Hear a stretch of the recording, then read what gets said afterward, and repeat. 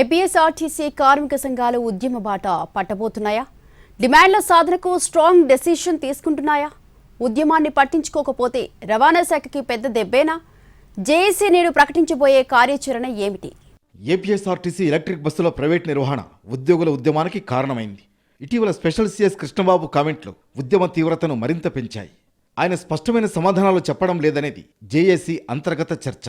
Recruitment గురించి మాట మాత్రమైనా చెప్పకుండా ఉద్యోగాలకు ఢోకా లేదు అనడం అనుమానాలకు తావిస్తోందంటున్నారు. అలాగే ఎలక్ట్రిక్ బస్సుల నిర్వహణ టెక్నాలజీ అలవాటు చేసుకోవడం వంటివి చేయడానికి సమయం ఏమైనా నిర్దేశించారా అనేది ప్రశ్నార్థకమే. దీంతో ఉద్యమించడమే తప్ప మరో దారి లేదని నిర్ణయించుకుంది జేఏసీ. రవాణా శాఖ special CS incharge MD Krishnababu press meet తర్వాత ఆర్టీసీ జేఏసీతో ఒకసారి ఈడీలు సమావేశమయ్యారు. ఒకసారి వర్చువల్గా గూగుల్ మీట్ ద్వారా స్పెషల్ సీఎస్ సమావేశమయ్యారు. కానీ రాతపూర్వక హామీ ఇవ్వకపోవడంతో ఉద్యమ కార్యాచరణ కొనసాగించాలని నిర్ణయించారు కార్మికులు.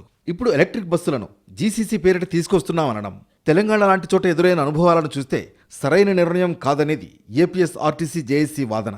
అలాగే కార్పొరేషన్గా ఉన్నప్పుడు ఎటువంటి ఇబ్బంది లేకుండా నడిపించుకున్నామని, ఇప్పుడు స్త్రీశక్తి చెల్లింపులను జీతాల పేరిట కోతపెట్టి ఇస్తున్నారని అంటున్నారు. అలాగే స్త్రీశక్తి కోసం ప్రభుత్వం చెల్లించే సొమ్ముతో బస్సులు సొంతంగా కొనుక్కోవచ్చంటున్నారు.